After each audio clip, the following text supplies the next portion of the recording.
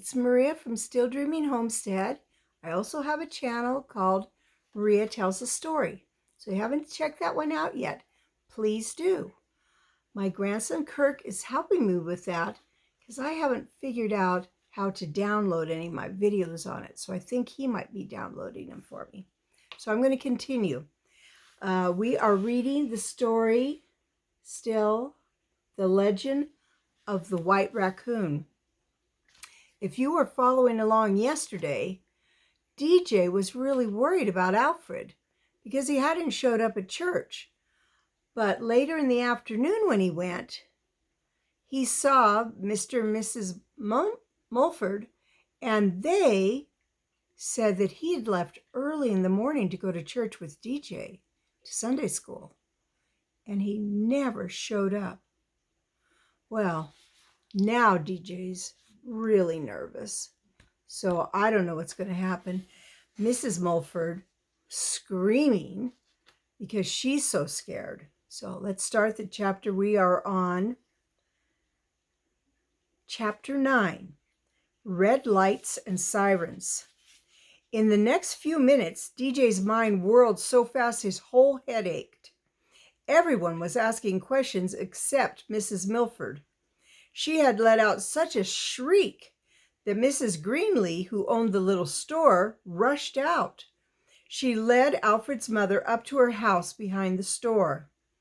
John Milford's voice rose as he asked DJ a lot of rapid-fire questions. Several people going into the store and coming out stopped to see what all the excitement was about. When Mr. Milford turned away from DJ to talk to some of those people, the boy started to slip away to Brother Paul's car. The big lay preacher followed him. DJ turned around and looked up. "Please, Brother Paul, I'd like to be alone. I've got to think." "Ordinarily, DJ, I'd leave you alone, but there's something you're not telling us. Does it have anything to do with Alfred's missing?" DJ hesitated, thinking fast. Finally, he shook his head. "I don't see how it could.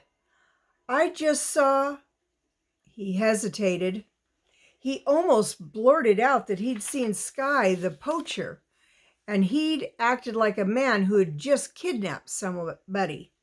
But then there was no doubt in DJ's mind about the picture on the milk carton. That was the boy Cleotus. DJ didn't know the exact difference between kidnapping and child stealing, but DJ was certain Cleotus was the missing child described on the milk carton. Now, see, when I was a young woman, that's one way that they helped people find out who was missing that were children. They would put their pictures on a milk carton. When you got your milk, you would see that picture, and hopefully you might recognize that child and be able to help them be found. But how could this have anything to do with Alfred disappearing? Brother Paul opened the front door of the passenger's side of the car and let DJ slide in. "Who'd you just see, DJ?" "I can't say. Could you please take me home? Mr. Milford will call the sheriff's office and the deputy will want to ask you some questions, DJ. Please, I have to go home to think." As the big man drove the sedan back to the country road, he spoke in a gentle rumble. "DJ, I know you want to help your friend, so you're going to have to tell us what you're keeping back. We're going to need to know so we can find Alfred." "I told you all I can," DJ cried, covering his face with his hands. As the car turned down towards Stony Ridge, DJ bent forward. He put both hands on his forehead. He told himself, Alfred isn't the type who would just wander off, and he wouldn't lie to his folks and say he was going to meet me at church unless that's what he was planning to do. Something must have happened before he got to church. But what? The boy raised his head and looked through the windshield, but his eyes didn't seem to focus on anything. His mind was spinning faster and faster. I know DJ wouldn't go off hunting without me, DJ thought. But why didn't he make it to church, and where are the dogs? There was no answer. The boy shook his head hard to clear his mind. Maybe Alfred's not really missing, but if he's been kidnapped, then there's only one person who would have done that. DJ remembered the conversation with Sky in front of the saloon. The kid called Cleotis had come to DJ's defense, even though the kid must have known he was likely to get whooped, as he called it. DJ's mind skipped to the milk carton. He'd first seen Cleotis' picture on the carton when DJ was preparing his cereal to talk to Mom, but he hadn't really noticed. Then at the Stagg's house, he recognized the kid. Cleotis was the same boy whose picture was on the milk carton. Of course, the picture was at least 5 years old. The kid's hair was longer now, and he was taller, but DJ had no doubt that he was the same boy. Besides, hadn't Cleotis blurted out that night at the river that the mean man wasn't really his father? And didn't the man keep the kid out of school?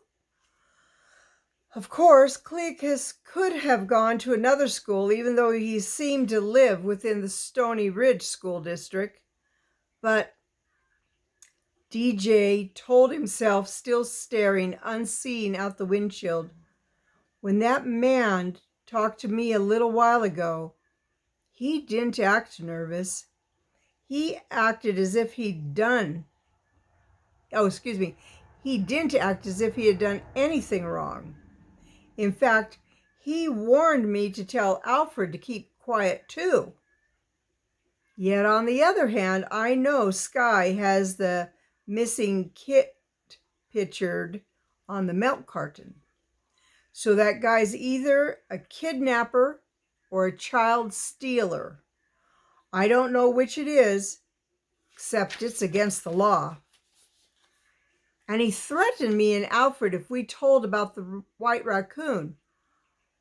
What would he do if I told about the missing boy? And what's that got to do with Alfred disappearing? DJ muttered aloud, "Doesn't seem to make sense." What doesn't make sense? Brother Paul's deep bass voice filled the car. DJ hesitated, wanting to share his terrible secret and yet being afraid. Well, Alfred disappearing. Can you tell me about it now? Again, DJ hesitated, thinking fast. The mean man had warned him to stay away from Cleotis. The man had warned Alfred and DJ to stay away from the river, where the white raccoon was supposed to have been seen. The man had threatened DJ if he told about the nooses. The runaway boulder last night proved the man was capable of really hurting somebody. But if the man had kidnapped Alfred, then they would have been long gone from Stony Ridge, or the pickup would have been packed for traveling. But it was empty, because DJ remembered the gun rack visible through the cab's rear window. "I'm sorry, Brother Paul, I just can't." DJ's eyes focused on the street ahead. He pointed. "Oh, there's Grandpa and his dog. Could you give them a lift?" "Sure thing, DJ. Let's hope that new dog is used to riding in a car." A moment later, the old man said, "Much obliged, Brother Paul." He closed the back door and laid his cane on the seat. Stranger, that's the name of the dog, lay on the floorboard, his bumpy head on Grandpa Dylan's feet. He put his left hand gently on the dog's head and spoke reassuringly for a moment. Glad we came along, the big man rumbled. DJ didn't say anything. His mind was back on Alfred's disappearance. Grandpa Dillon spoke again. Thanks kindly, Brother Paul. I was getting a mite tuckered. That there cold wind's cutting right through to the bone. Gonna be some corker of a storm. You can be sure of that. Course, I don't mind none. But Stranger here was shivering so hard he was about to shake his ribs loose from his backbone. Me and Stranger was out thinking over what my new daughter-in-law said about keeping this here dog. Ordinarily, DJ would have asked what to Mom had said, but Grandpa's words didn't really register in DJ's mind. He turned to look over the top of the back seat. Grandpa, something's happened to Alfred. The old man grunted, and adjusted his bifocals with an age-spotted right hand. Can you see on my hand? Let's see. Right here. That is an age spot. It's like a giant freckle.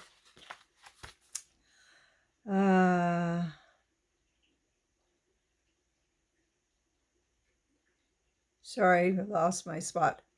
His other hand absently petted the dog. Now, how in the world can anything happen to him that fast? That fast? Brother Paul asked, looking sharply in the rearview mirror in the passenger back seat. Yeah, DJ echoed. What do you mean? Well, what do you suppose I mean? I saw him a spell back whilst Stranger and me was a-walking. You saw Alfred? DJ cried, jumping up on the front seat with his knees. He peered over the back seat. Where? Was he alone? Well, yeah, he were alone and on foot. But where was that? I don't rightly recollect. I was just moseying along, not paying any special attention, and we didn't get close enough to say howdy, but Grandpa, please, it's very important. When did you see Alfred? This afternoon? Well, let me think. Could have been this morning or could have been this afternoon. Grandpa!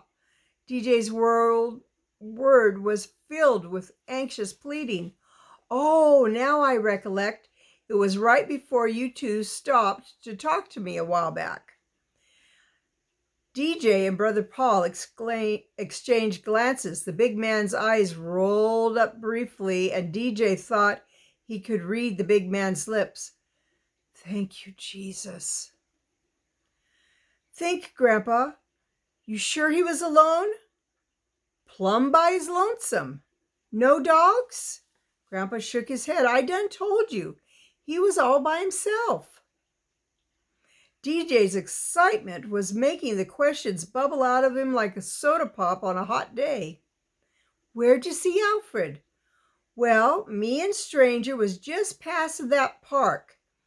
I think it was, right about where the old cannon stands, you know? DJ turned to speak to Brother Paul, but the big man's huge hands were already turning the wheel. The tires squealed slightly as the sedan made a U-turn at the intersection and speeded back to the park. The boy took a deep breath, rocked on his knees. He grinned. Grandpa, you don't know what a load you took off my mind. DJ turned around to watch as they approached the park. Most of the leaves had fallen off the trees, and they were now bare. It only took a glance to see there wasn't anybody in the square block park. DJ's heart sank. Grandpa mused, don't see him now, but he was right over there by that cannon. DJ slumped in his seat. His hopes dumped again. He asked aloud, where could he be? Why didn't he meet me at church? And where are the dogs? The big lay pastor glanced at the boy. We'll find him, DJ, but maybe it'd help if you told us why you got so upset when you looked at the milk carton this morning. Grandpa leaned forward. What's this about a milk carton? DJ didn't answer. Brother Paul waited a minute, then said softly, I saw what was on the carton. Couple of pictures. Lots of different pictures in the cartons come out each week. DJ, did you see one of those missing kids around here? The boy hesitated. He didn't want to lie, but he didn't want to say what he knew either. As he debated what to do, a siren sounded behind him. Oh, Brother Paul said softly, glancing in the side mirror. Here comes the sheriff's car. Guess he saw me make that U-turn back there, but I didn't think it was illegal to do that. He eased up on the gas and turned towards the curb. Grandpa turned to look through the rear window, got his red light on, and there's that siren just wound up plumb tight. Brother Paul, you must have done something worse than made a U-turn. DJ didn't say anything. He knew even before the sedan stopped against the curb that the deputy wasn't after Brother Paul. It was bad news about Alfred. The uniformed deputy jumped out of his patrol unit and ran to DJ's side. He recognized the officer as Corporal Brackett. The deputy quickly opened this passenger door. DJ, come with me, hurry. Grandpa and Brother Paul protested, but the deputy took the boy's arm and helped him out of the car.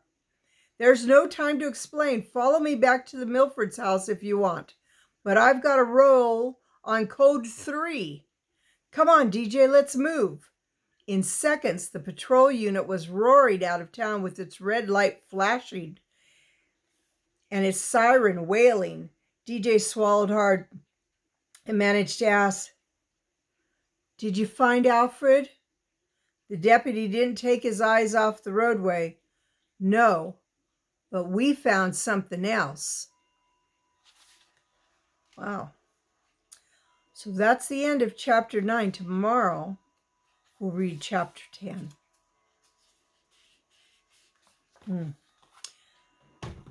Well, I have an idea. The rest of this story is going to continue to be a little nerve-wracking for me.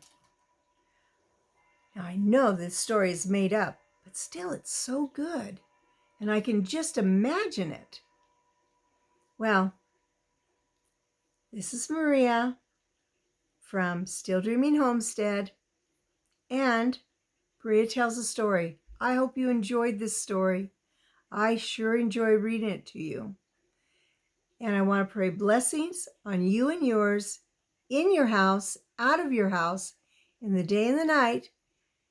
And whatever you do, keep dreaming, keep a story in your heart. Bye-bye.